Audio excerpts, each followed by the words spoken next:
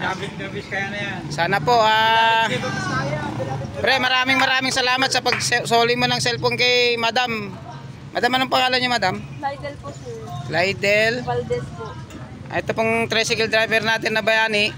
Si Tranquilino Bato Jr. Nagsoli po siya ng cellphone, mga Barangay Osmeña. sana all ganito. Ang tricycle driver. Di po ba, ma'am? Yes, sir. Dapat popularis po. Opo. Okay, binabit-nabis kaya na yan.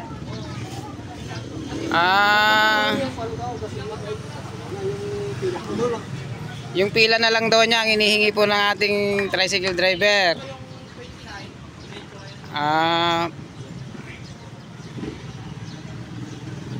Buti na lang, ma'am, na bawi natin yung cellphone nyo. Buti mabait ang tricycle driver.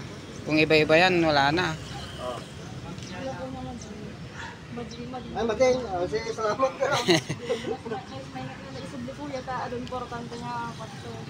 Kami nakita dyan kami. Ito pa po isang bayani natin. Nagsosoli din po ito.